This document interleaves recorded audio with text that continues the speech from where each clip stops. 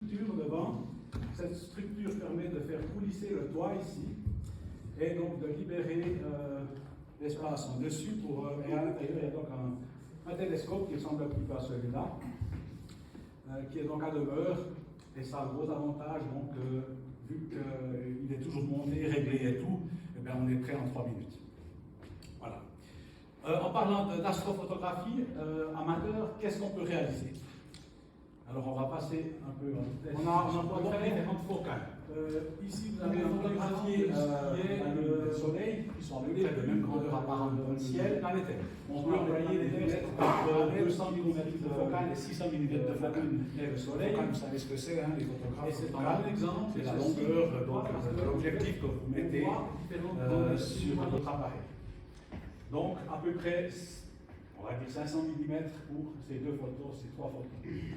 Ici, on a déjà un agrandissement qui est beaucoup plus grand. Ça a été fait par un télescope de réalisation personnelle, on le verra tout à l'heure, qui a une focale de 1800 avec un diamètre de 400. Et ici, par contre, on a un diamètre de 200, mais on a une focale de plus de 4 mètres. Donc voilà, on va travailler avec différentes grandeurs de focale. Ensuite, il y a les galaxies. Dans notre voisine, la galaxie d'Andromède, il y en a différentes. Ici, on a la galaxie du tourbillon, ici, on a la baleine, on a la canne de Hooker, etc. Des galaxies. On a les amas. Les amas sont en fait des regroupements d'étoiles qui peuvent être soit très denses ou alors ouverts, comme la plus connue. Les Pléiades, on peut même voir à l'œil nu. Ensuite, les nébuleuses. Les nébuleuses, c'est soit des étoiles qui ont explosé et qui donnent des, comme ici, qui donnent des nuées de gaz et de matière, ou alors carrément des amas de sable, de matière qui se promènent dans l'espace et qui forment ces fameuses nébuleuses. Dont quelqu'un connu, la fameuse Pac-Man, qu'on reconnaît bien ici. Ici la bulle, l'Amérique du Nord. Ici on a les deux dentelles du cygne, dont une qui est assez célèbre. On appelle le balai de sorcière. Je pense que vous voyez bien l'analogie. Encore des nébuleuses. Le fameux trognon de pomme. Et ici on a la grande nébuleuse d'Orion. On a ici la tête de cheval avec la flamme. Enfin, voilà des exemples de nébuleuses. Je ne m'attarde pas parce que le temps est compté. Et puis, on a beaucoup de choses à voir. Voilà, donc pour regrouper un petit peu tout ça, on a donc deux grandes catégories. C'est ce qu'on appelle le planétaire et le ciel profond. Dans le planétaire, on a évidemment la Terre, la Lune et le Soleil, qui sont nos plus proches voisines. La grandeur apparente, c'est les plus grands objets qu'on peut voir depuis la Terre. Par contre, ça paraît immense, mais autant le Soleil que la Lune, qui sont d'une grandeur à peu près apparente, si vous tendez votre main, vous arrivez à couvrir la Lune avec la moitié de votre ongle du petit doigt. C'est donc relativement petit. En fait, c'est un demi-degré de perception. Voilà. Il y a les planètes. Les planètes, elles sont aussi relativement proches de nous. Par contre, elles sont très petites. C'est pas beaucoup plus grand qu'une étoile. Quand vous regardez Saturne ou Jupiter comme ça à l'œil nu, enfin, c'est pas beaucoup plus grand qu'une étoile. Et ensuite, tout ça pour dire que il faut différents instruments pour photographier ces différents éléments. Comme la Terre, la Lune et le Soleil sont relativement grands, une focale, comme on a dit avant, entre 200 et 600 correspond très bien. Par contre, pour photographier une planète qui est pas beaucoup plus grande qu'une étoile, il faudrait une focale entre 2 et 10 mètres pour pouvoir obtenir quelques détails. La même chose en ce qui concerne les nébuleuses. Les nébuleuses, il y en a des plus ou moins grandes, ça dépend. Ça va de pas beaucoup plus grande qu'une étoile jusqu'à assez immense dans le ciel. Et en ce qui concerne les galaxies, c'est encore pire. C'est des objets les plus lointains. Par contre, si on pouvait voir la galaxie d'Andromède dans le ciel, si notre œil était assez sensible pour pouvoir la voir, c'est 6 fois la grandeur apparente de la Lune. Donc c'est quand même des très très grands objets. Par contre, les distances, alors ça c'est encore autre chose. La Lune, on est à 384 000 km. Vous savez que la vitesse de la lumière, c'est 300 000 km à la seconde. Donc, quand on regarde la Lune, on la voit comme elle était il y a 1 seconde, virgule 2, à peu près. Si on prend le Soleil il est à 150 millions de kilomètres. Donc, quand on le voit, lui, ça fait déjà 8 minutes qu'il est là.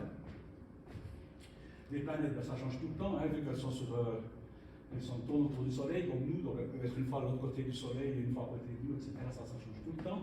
Les nébuleuses, dans l'ordre d'idée, c'est à 1440 années-lumière. Ça veut dire que la lumière qui émane de ces choses, quand on les photographie, ben voilà, je les photographie comme elles étaient il y a 1440 ans. Plus on photographie loin, plus on remonte le temps. Et c'est d'autant plus vrai pour notre voisine la plus proche. Donc on a notre galaxie hein, qui est, qui c'est qui connaît notre galaxie? La Voie lactée. La Voie lactée, très juste. Et notre plus proche voisine en galaxie, c'est la galaxie d'Andromède, qui est à 2,5 millions d'années-lumière. Je vous laisse imaginer la distance que ça fait. Voilà. Maintenant, eh ben, l'idée d'un astrophotographe amateur, c'est de photographier ces choses-là. Juste passant, toutes les photos que vous verrez ce soir sont de mes installations, sauf la planète. Je ne fais encore pas de planète, ça viendra peut-être un jour. Pour le moment, je m'équipe gentiment. Toutes ces photos, donc, il faut les réaliser. Puis pour les réaliser, on a différents systèmes. On a un système pour les planètes, on a un système pour le ciel. En ce qui concerne le planétaire, je ne vais pas trop m'attarder parce que je ne fais pas beaucoup, mais en fait, on ne prend pas des photos, on prend des séquences vidéo extrêmement rapides. On prend à peu près en 30 secondes et 2 minutes de vidéo à plus de 100 images par seconde. Donc ça fait des milliers d'images. Et ensuite, on a un logiciel qui découpe chaque image de ces vidéos et qui les superpose. Tout ça pour avoir le plus de détails possible. Par contre, vous pensez bien qu'on ne va pas envoyer 5000 images. Le logiciel en question, il va choisir sur différents critères le 10% ou le 15% des meilleures images et puis empiler que celles-là. C'est comme ça qu'on arrive à avoir des détails comme on voit ici sur Jupiter. On voit des détails assez fous sur ces photos. Mais en fait, sachez que là, il y a peut-être quand même 2-3 000 photos d'empilées. En ce qui concerne le reste, c'est ce qui va nous occuper un petit moment. Voilà. On a un procédé pour faire ces images qui est le suivant. On fait des pauses entre 15 secondes, j'ai marqué entre 15 secondes et 10 minutes.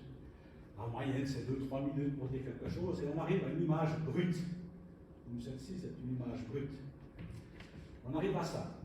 Cette image, elle est évidemment très peu lumineuse parce qu'il n'y a que 2 minutes de pause dessus. Et comme c'est des objets qui sont très peu lumineux, ma foi, on n'arrive à pas grand-chose.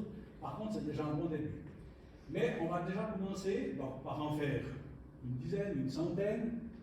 Et ensuite, chacune de ces images, on va y opposer 3 fichiers de correction qu'on appelle des DOF, pour Dark Offset Flat. C'est en fait des fichiers qui vont corriger une grande partie des erreurs, entre autres du capteur de votre appareil de photo ou de votre caméra, qui va enlever des pixels chauds, qui va enlever éventuellement des flammes, hein, c'est-à-dire des petites lumières qui seraient sur le côté des images, pour diminuer le vignettage. Et également, si vous avez des poussières, soit sur le capteur, soit sur les lentilles ou miroirs, avec les flats, on arrive également à supprimer ces trucs. Donc, chaque image est traitée déjà avec ces 3 images. Et ensuite, on prend le résultat de ça et on le réempile pour avoir une image avec le plus de contraste possible, avec le plus de lumière possible. On arrive à ce moment-là à une image comme celle-ci, qui est pas loin du résultat final. D'ailleurs, on pourrait l'employer comme résultat final, mais là, après, on a encore toutes sortes de traitement, post-traitement, traitement de fin, qui serait plus esthétique qu'autre chose. On peut par exemple améliorer les couleurs, on peut diminuer le nombre d'étoiles, comme on voit très bien sur l'image là, pour arriver à une image finale. Voilà donc le processus vraiment pour faire ces images. Bien sûr, pour ça, il faut des moyens optiques. Le premier moyen optique, c'est l'œil. Pourquoi j'ai mis l'œil? Pour une raison bien simple, c'est que on a aussi souvent tendance à vouloir photographier le soleil, par exemple. Alors, je vous laisse imaginer avec un instrument qui multiplie la luminosité de ce qu'on regarde par 10 ou par 100 par 1000. Déjà, si vous regardez le soleil comme ça, en quelques secondes, vous avez votre œil qui est abîmé. Imaginez avec un instrument optique, c'est extrêmement dangereux. Donc, faites très attention à votre œil, ça c'est la chose la principale. Ensuite, on a deux catégories principales d'instruments. Des instruments à lentilles, qui regroupent les lunettes, les jumelles, enfin, etc. Tout ce qui est lunettes, donc. C'est-à-dire qu'on a une ou des lentilles qui sont polies des deux côtés. La lumière entre par ici, nous avons un point de convergence, et ici, de l'autre côté, on a un oculaire, une loupe en fait, où on agrandit la sortie pupillaire pour y voir quelque chose. Ça, c'est donc les instruments à lentilles. On a, par opposé, les télescopes. Les télescopes ont donc des miroirs. Le plus connu, le télescope de Newton. En fait, la lumière entre ici. On a un miroir concave qui renvoie à un point ce qu'il reçoit. Mais à une certaine distance, on met un miroir plat, incliné, et on a la sortie ici où on met également l'oculaire ou l'appareil photo, etc. Ça, c'est des Newton. On a les Schmidt-Cassegrain qui, eux, sont un petit peu plus complexes, où la lumière entre ici, un miroir concave également, ici un miroir convexe, qui recentre au milieu du miroir et qui est à la sortie derrière. Ces télescopes-là, en fait, s'il y a 1000 de là à là, il y a 1000 de focale. Ceci, c'est un petit peu plus complexe. Admettons qu'il ait 50 cm de long, ce télescope. La focale, vu que les deux miroirs agrandissent en fait l'image, et puis en plus il y a ce fameux va-et-vient, en tout cas 2 fois, on arrive à des focales de 2 mètres à peu près sur un télescope qui fait 50 cm de long. On emploie aussi ce genre d'objectifs en photo. Je sais qu'il y a également des objectifs à miroir de ce type-là en photo. Dans ces lunettes, deux catégories encore, les lunettes normales, de jumelles, c'est tout simplement deux lunettes l'une à côté de l'autre. On a une catégorie un petit peu spéciale qui sont les Hunt, qui sont des lunettes en fait spécialement pour photographier le soleil et les éruptions du soleil. On a un système ici qui nous permet de filtrer avec un système de vacuum et de lamelles qui laisse passer une quantité infinimale de lumière du soleil, qui permettent donc de réaliser ce genre de photos. Je vous ai parlé tout à l'heure de télescopes faits maison. Vous avez ici 2 exemples de télescopes que j'ai fait moi-même. Un en imprimante 3D, ça sert aussi à ça. C'est un petit 200 x 1000. Et vous avez ici une construction bois, aluminium et aussi plastique, aussi des réalisations plastiques dessus. C'est un 400-1800. Ce sont des instruments ici uniquement pour observer et non pas pour photographier. Vu la monture qu'elles ont, les montures ne sont pas automatisées. Pour ce faire, alors il y a eu un petit oups sur la photo. Il manque quelque chose ici, vous direz tout à l'heure ce que c'est. En fait, il faut capturer cette image. Alors, bien des amateurs commencent tout bêtement par un appareil de téléphone qui a toujours des meilleurs capteurs, de plus en plus. Évidemment, on peut le tenir devant l'objectif, mais ce n'est pas évident. Plusieurs entreprises ont sorti un support. En fait, ici, on met l'objectif, donc l'oculaire de l'appareil du télescope, et on met tout simplement l'appareil qui regarde dessus. On peut avoir des résultats pas trop mal, mais c'est clair qu'on est relativement limité, mais on peut déjà faire de belles photos. Ici, il y avait, à l'époque, il y avait une photo d'un boîtier réflexe, malheureusement qui a disparu, je ne sais pas où, peut-être dans le transmettre le fichier. Enfin bref, il y avait un appareil réflexe. Alors, un appareil réflexe, c'est très bien. Il y a juste 2-3 trucs à tenir compte. C'est que, il faut évidemment un adaptateur, une baïonnette qui correspond à la marque de votre boîtier, d'un adaptateur pour pouvoir l'enfiler dans le télescope. Mais pensez également à d'autres accessoires, comme par exemple une alimentation 12 volts, 220. Pourquoi? Parce que si vous allez faire de la photo en plein hiver, à moins 20, vous pensez faire 5 heures de photo avec votre accu, vous ne voulez pas y arriver. Hein? Là, au bout d'une heure de temps, vous serez cote et puis votre soirée est fichue. Donc, il vaut mieux avoir une alimentation un peu plus sérieuse. Il faut également un intervallomètre. Alors, qu'est-ce que c'est que ça? Je pense qu'il y a plusieurs photographes qui doivent connaître. En fait, c'est une petite télécommande qui permet non seulement de prendre des photos une à une, mais également de programmer des séquences. C'est-à-dire, on peut très bien dire au appareil en question, là, tu me fais 30 photos de 2 minutes avec un intervalle de 5 secondes entre chaque photo. Voilà, ça c'est ce qui est possible de faire avec cet appareil-là. Pourquoi ce genre d'appareil-là? On pourrait très bien faire par photo en cliquant sur l'appareil photo. Le problème, c'est que dès que vous bougez votre appareil de photo, si vous êtes sur un trépied qui n'est pas très stable, votre photo elle sera bougée et fichue. Donc, il faut une télécommande. Alors, soit une télécommande de ce type-là, ou en PC, tout à fait. Mais en tout cas, pas toucher l'appareil de photo pendant les prises de vue. Voilà. De plus, on va parler de la règle des 500, mais ça, on en posera à l'image suivante. Ou plus tard, dans la soirée. Il y a également des caméras dédiées. Alors ça, c'est des caméras donc, spéciales pour l'astrophotographie.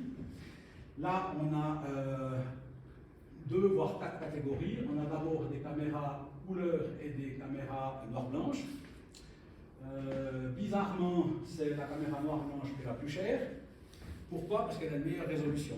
À nombre de pixels égal, sur une caméra couleur, il faut 4 photos, enfin 4 pixels pour faire une photographie, puisqu'on a les 3 couleurs fondamentales plus la luminance. Tandis que sur un capteur monochrome, tous les pixels sont sensibles. Donc, d'où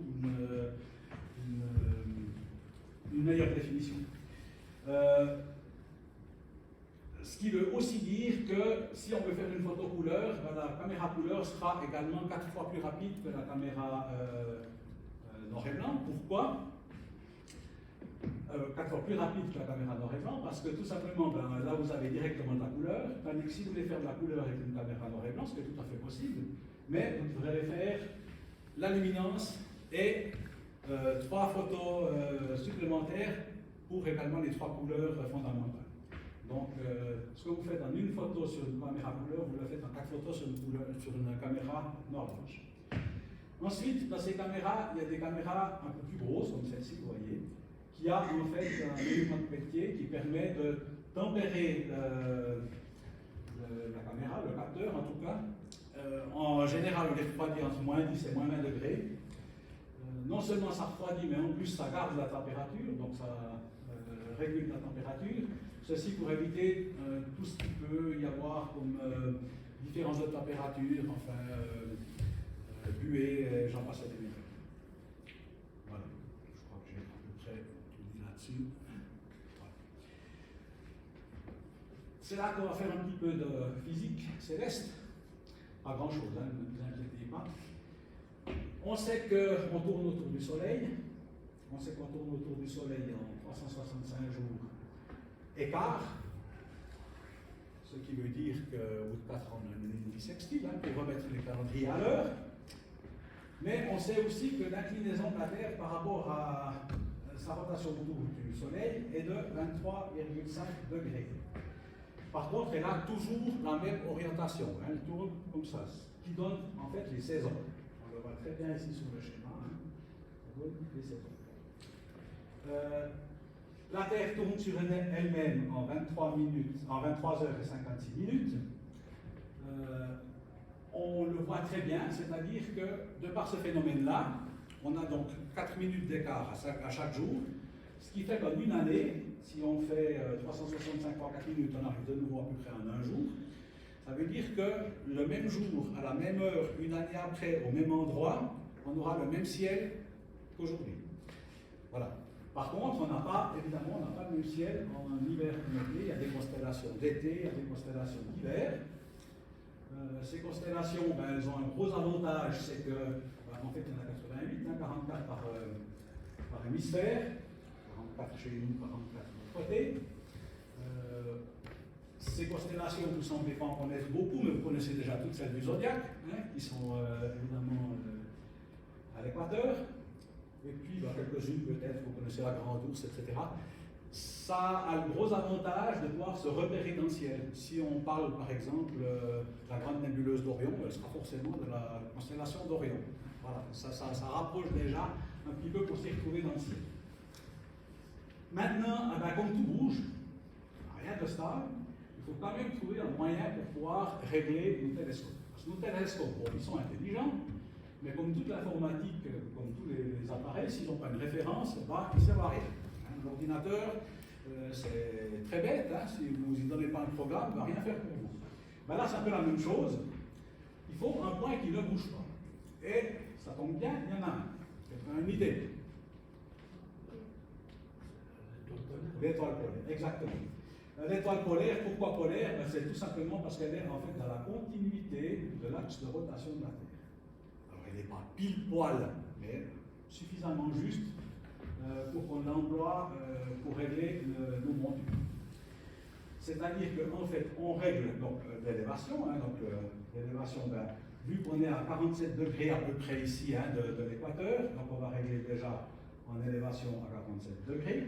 Et ensuite, on va pointer cette étoile polaire avec, on a une petite lunette ici à l'intérieur de la monture. On va la pointer sur l'étoile polaire. Et ça tombe bien parce que tout tourne autour. En fait, le ciel tourne complètement autour de cette étoile polaire, ce qui fait qu'après, le seul truc qu'il faudra régler, c'est l'autre axe pour aller sur l'objet, et ensuite, le moteur va tout simplement suivre les choses. Donc, on a des programmes, en fait, qui nous permettent de dire, voilà, maintenant tu es pointé sur l'étoile polaire, je veux aller voir la nébuleuse d'Orion. On clique sur une carte céleste et puis le télescope il va tout seul. Non seulement il va tout seul, mais en plus il va suivre ce qu'on cherche. Voilà, maintenant il faut évidemment une monture pour poser ces télescopes dessus. Alors le B là-bas, c'est bien sûr le pied d'appareil photo avec l'appareil photo dessus. Alors ça va très bien, on arrive à cette fameuse règle des 500. Alors, à quoi sert cette règle des 500? Elle sert à savoir combien de temps je vais pouvoir faire une prise de vue avant que mes étoiles deviennent des traits. Vu qu'on a le ciel qui tourne, si on a un pied fixe, ma foi, il faut bien une limite. Sinon, on a ce genre de photo. C'est-à-dire que là, la photo, on a pointé en fait l'étoile polaire qui se trouve au milieu. Et puis, on a fait une ouverture de diaphragme de, je ne sais pas, j'invente, 2-3 heures de temps, puis on voit bien que tout tourne autour, effectivement, de cette étoile polaire. Pourquoi on n'est pas de petits traits? En fait, on divise les 500 par la focale de l'objectif. Exemple, vous avez un objectif de 50 mm, vous divisez 500 par 50, vous pouvez faire une prise de 10 secondes avant que les étoiles deviennent des petits traits. Alors ça, c'est valable pour un full frame, donc un appareil plein format. Si vous avez un APS-C, au lieu d'employer 500, on emploiera 350 et on fera exactement le même calcul. Voilà. On a ce genre de monture qui est exactement les mêmes ici sur une petite lunette achetée dans le premier discounter du coin. Alors ça va très bien pour regarder 2-3 cratères sur la Lune, mais ça s'arrête à peu près là, ce genre d'objet. Ensuite, on a un télescope de Newton monté sur une monture qu'on appelle Dobson. Cette monture Dobson, en fait, elle est aussi en élévation et en latitude. Donc, c'est très bien pour de l'observation. Mais par contre, pour la photo, on retombe sur la règle des 500. Ça, c'est clair. Il n'y a pas de miracle. Ensuite, vous avez une petite chose hybride. C'est un appareil photo, comme vous pouvez le voir, sur un pied d'appareil photo, mais avec une petite monture qui a un axe qui est entraîné. Ça a un gros avantage, on peut très bien commencer à faire de la photo un peu plus importante, puisqu'en fait on a un suivi. Alors elle n'est pas pilotée par ordinateur, elle a un moteur qui donne la vitesse de rotation. Ici, c'est aussi un peu une installation hybride. On a effectivement un moteur qui a servi, donc on peut effectivement pointer électroniquement. Théoriquement, on devrait pouvoir suivre, puisque on a une élévation en azimut, mais on va pouvoir suivre également l'objet qu'on est en train de photographier. Par contre, vu qu'on n'a pas l'axe de rotation sur l'étoile polaire, eh bien, ma foi, il faudrait avoir ici un moteur, qu'on appelle un dérotateur, pour que en fait, l'objectif tourne pour compenser ceci. Donc, également très bien pour l'observation, mais ça ne va pas en photo. Ici, on a l'installation la plus courante chez les astronomes amateurs. On a un télescope de Newton, 2000 ou de 750, ça dépend, avec une monture entièrement informatisée. Donc, l'installation idéale et upgradable à souhait pour en faire la photo. Ici, vous avez justement l'installation que j'ai à l'intérieur de la cabane qu'on a vu tout au début, qui est en fait, bon, la monture un peu plus grosse, hein, mais c'est le même principe. C'est ce que j'ai dans la cabane qui permet de faire de la photo. La petite lunette dessus, on en parlera tout à l'heure. On va voir un petit peu l'installation plus en détail. On a vu donc la monture avec sa fameuse petite lunette qui nous permet de viser l'étoile polaire. On a un contrepoids parce qu'évidemment il y a un poids d'un côté et un poids de l'autre, un moteur au milieu. Plus c'est équilibré, moins les moteurs auront d'efforts mécaniques. Donc moins d'usure, etc. Petite parenthèse, on a des montures comme celle-ci ici, qui sont encore un petit peu à l'ancienne, c'est-à-dire que c'est des engrenages. Maintenant, celle-là de monture par exemple, c'est plus des engrenages, mais c'est des courroies dentées. Ça a deux gros avantages, c'est qu'il y a beaucoup moins d'usure et en plus il n'y a pas de jeu. Donc sur une monture en engrenage, si vous prenez d'un côté puis vous prenez de l'autre, vous aurez une petite différence parce qu'évidemment les engrenages sont toujours un petit jeu. Voilà. On a donc la caméra qui va faire des images. On a vu le principe avant. Mais ce qui est surtout très important, on voit une deuxième lunette ici. Alors, à quoi peut bien servir cette deuxième lunette? Quand on pointe un objet, une fois qu'on a fait donc, la mise en station, c'est-à-dire qu'on a mis donc, le trépied, il faut évidemment le mettre à niveau, hein, on le met à niveau avec un niveau à bulle. Ensuite, on pointe l'étoile polaire. Et une fois qu'on a réglé tout ça, théoriquement, l'électronique va suivre les objets qu'on veut photographier. Mais vous pensez bien qu'au bout d'une heure, de 2 heures de temps, c'est de l'électronique, c'est de la mécanique, il peut y avoir des erreurs, et puis pour empiler des images qui ne sont pas bien synchronisées, évidemment, ce n'est pas évident. Alors, il y a un petit malin qui a eu une géniale idée, c'est de mettre une deuxième lunette, qui est solidaire de la première, donc ils sont fixés ensemble. Par contre, elle a sa propre petite caméra, et avec cette caméra, qu'est-ce qu'on va dire au programme? On va lui dire, écoute, quand je suis bien réglé, tu vas me prendre une photo. De cette photo, tu vas choisir une étoile qui est bien contrastée et tu vas étudier sur le capteur de la petite caméra quels sont les pixels qui sont touchés par cette étoile. Elle va prendre maintenant une photo toutes les 3, 5, 10 secondes, ça dépend de ce qu'on photographie pour combien longtemps. Et on va comparer toujours l'image d'avant avec l'image d'après. Et dès le moment où c'est un autre pixel du capteur de cette caméra qui est touché par cette étoile, ça veut dire, attention, tu as tendance à partir du mauvais côté, et on voit directement une correction à la monture, ce qui fait qu'on est toujours pile poil sur l'objet qu'on est en train de photographier. J'ai fait des pauses, une seule pause unique de 45 minutes en ayant des étoiles qui restent des points. C'est assez fantastique comme système. On a aussi ce qu'on ne voit pas bien sur la photo, mais ce qu'on voit ici, si on voit bien, un petit boîtier. Ce petit boîtier, c'est tout simplement pour faire la mise au point. La mise au point, vous connaissez tous les jumelles, hein, pour regarder quelque chose, enfin, vous devez faire la mise au point, hein, sinon c'est tout flou. Les télescopes et les lunettes, c'est le même principe. Il faut aussi pouvoir régler la netteté. Alors vous me direz, ben, on n'a pas, comme sur des modèles, tourner le machin. Seulement quand on est à 50 km de son installation et qu'on le pilote à distance, ben, on n'a personne pour régler la netteté. Donc il faut également un moteur qui est desservi électroniquement par le programme et par l'installation pour régler en permanence la netteté. Alors comment ça marche? Ben, c'est relativement tout bête. Quand vous pointez une étoile, quand vous regardez une étoile au télescope, si elle n'est pas nette, elle est donc plus grande qu'une étoile qui est nette. Ce qui veut dire que l'électronique, ben, elle fait une photo, elle regarde ce qu'il en est d'une étoile ou de deux étoiles, et puis elle bouge un peu, puis elle en fait une deuxième. Si ça vient plus grand, ben, c'est que c'est trop grand. Si ça vient plus petit, c'est que c'est meilleur. Donc on va prendre plusieurs photos jusqu'au moment où ça viendra tout petit, et que ça remontera de l'autre côté, que ça reviendra plus grand. Donc à ce moment-là, ça va redescendre et se mettre pile poil sur la bonne photo.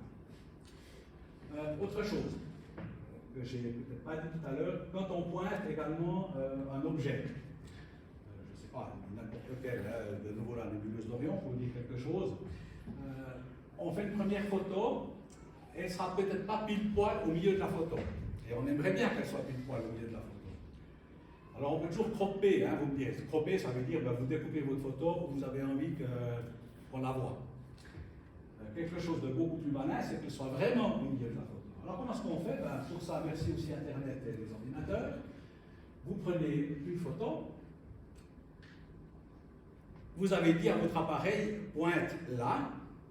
Cette photo va être envoyée par Internet à un site aux États-Unis. Le nom m'échappe maintenant, mais ce n'est pas important, enfin bref. Et vous recevez le résultat sur ce que vous avez photographié, les coordonnées des 4 points de la photo que vous venez de faire. Ça revient à votre programme, et vous lui avez dit, ben voilà, je voulais photographier ça, en fait j'ai photographié ça, j'ai une erreur de temps, et automatiquement il se met au milieu, vous êtes pile poil au milieu avec Astrométrie, ça s'appelle le site en question, qui vous permet donc de recadrer exactement votre Voilà. On en arrive au programme informatique. Alors là, on a tout et rien. On a des programmes gratuits, on a des programmes payants, on a des programmes unitaires pour chaque chose, et on a des programmes qui font tout, comme ce programme que j'emploie depuis plusieurs années. Programme de Cyril Cavador. Cyril Cavador, que je connais d'ailleurs depuis un certain nombre d'années, est un amateur professionnel, je m'explique. C'est-à-dire que professionnellement, il fait des montures pour des télescopes professionnels d'université ou d'observatoire. Et d'un autre côté, il fait de la photo en amateur et, entre autres, fait ce magnifique programme qui est employé d'ailleurs autant par des observateurs professionnels que par des observateurs amateurs, qui gère le tout. Ici, au milieu, vous avez la position exacte d'où se trouve donc en azimut, en élévation, la monture. Pilotable donc également manuel et différentes orbites. Parce que c'est clair que si vous faites des nébuleuses, ce genre de choses, ben, elles tournent à la même vitesse que les étoiles. Si vous faites par contre de la planète ou autre chose, ben, enfin l'orbite n'est pas la même. Si vous faites par exemple une comète, elle n'a pas non plus une orbite qui passe, qui est centrée sur l'étoile polaire. Donc il faut pouvoir mettre des orbites autres qu'une orbite normale. On a la commande des deux appareils photo, donc l'appareil photo qui fait les images, l'appareil photo qui s'occupe donc du suivi, qu'on vient de voir avec la deuxième petite lunette, où on peut programmer donc, la sensibilité, où on peut programmer le nombre de pauses, la durée de la pause, l'espace entre les pauses, etc., etc. Tout se règle ici pour une caméra et pour l'autre. On parlait de la caméra de suivi, donc on a ici le programme de cette histoire de pixels qui bouge. Alors, à chaque photo qui a été prise, ben, on a une position. Ici, on a effectivement la grandeur d'un pixel. Et il peut voyager à l'intérieur, dès qu'il va sortir de là, en fait, dès qu'il va dépasser une de ces lignes, qui fait également un pixel, on aura la correction sur notre image. On a ici l'asservissement de la mise au point qu'on a vu tout à l'heure, qu'on peut régler également en manuel, hein, bien sûr, mais aussi en automatique. Ici, par exemple, on a une station météo à la maison, une station météo qui est évidemment reliée à votre installation informatique à la maison, connectée. on peut y dire, ben voilà, si ça change de 2 degrés, ben, tu me donnes un cran plus en avant sur la mise au point. Tout ça, c'est évidemment en faisant des expériences qu'on peut savoir si il faut un cran, 2 crans, etc. Mais tout ça peut se faire en automatique ici. Ça, c'est donc uniquement des programmes pour faire fonctionner et pour prendre les prises de vue, rien à voir avec les programmes pour traiter des images. Hein. Par contre, ici, on a une image brute qui a été prise donc avec la caméra qui fait les images. Ici, en l'occurrence, on a M51. Donc, quand je dis M51, en fait, c'est la galaxie du tourbillon. Pourquoi M? Parce que M, c'est Messier. Messier, c'était un observateur qui était dans les années 1770, par là autour, qui a répertorié tout un catalogue d'objets célestes. Et puis, il a même observé 110, le catalogue de Messier a 110 objets, parmi évidemment les plus brillants, parce qu'à cette époque-là, parfois, les télescopes, les lunettes, c'était plus des culs de bouteille que des lentilles vraiment polies.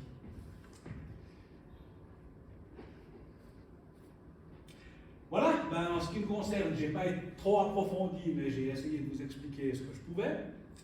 Je vous laisse les coordonnées si ça peut intéresser quelqu'un, ou éventuellement une école, ou que sais-je. Hein, je suis prêt à faire une démonstration même chez moi, pourquoi pas. Je peux même vous donner, si vous voulez, j'ai 2-3 cartes de visite qui peuvent vous renseigner. Et si vous avez quelques questions, je suis à votre disposition à un petit moment. Bravo.